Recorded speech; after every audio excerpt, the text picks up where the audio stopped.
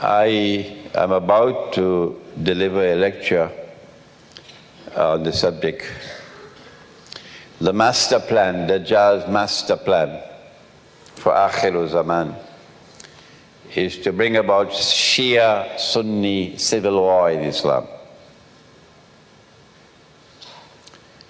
They tried it when Saddam Hussein attacked Iran. And the war lasted for 8 years. They were hoping that it would become a Shia-Sunni civil war in Islam, but it did not. They tried it again in Syria to make it a Shia-Sunni war in Syria. They didn't succeed.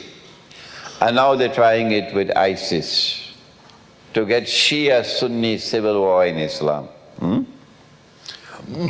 If they succeed in fomenting Shia-Sunni civil war in Islam, goodbye Pakistan. Goodbye to Pakistan. Pakistan cannot survive. They want Pakistan to collapse because Pakistan is the only Muslim country today with nuclear weapons. And in order to avoid a frontal attack on Pakistan and nuclear war, it would be better if they can get Pakistan to collapse from inside with civil war. So the Protestant Islam, the Salafi view, is today to beat the drums of war against the Shia. That's what they're doing. Beating the drums of war against the Shia. This is why I travel to Iran again and again, to try to build solidarity with the Shia ulama. And I was just in Iran 3 weeks ago, and I said, we've got to sit down and come to some common understanding. To inform the Sunni world that you cannot say that the Shia are kuffar. That's rubbish. That's rubbish. That's schoolboy methodology. The Shia are kuffar. In order for you to say that they are kuffar, you have to declare a fatwa. The fatwa has to be issued by someone of authority, someone with knowledge. And it has to be a document. And that document has to get ijma', consensus.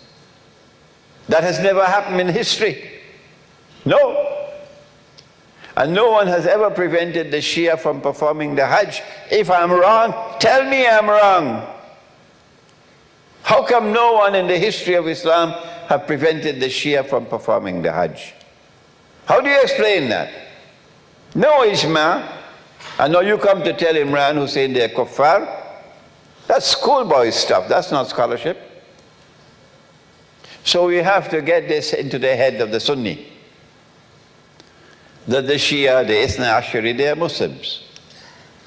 And we also have to get it into the heads of the Shia.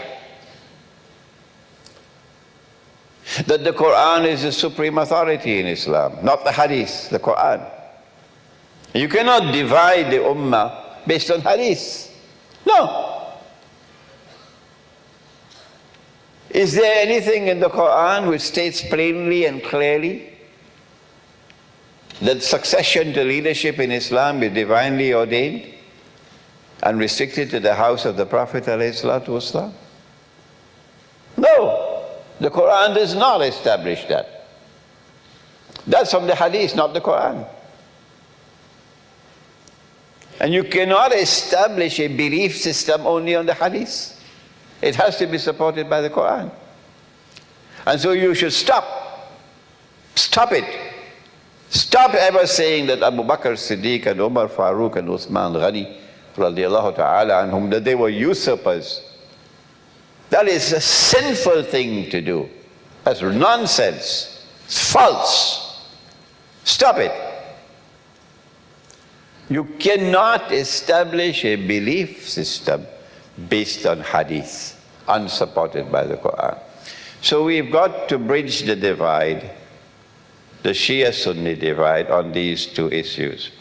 And hopefully I pray that Allah may help us that we can prevent Shia-Sunni civil war in Islam.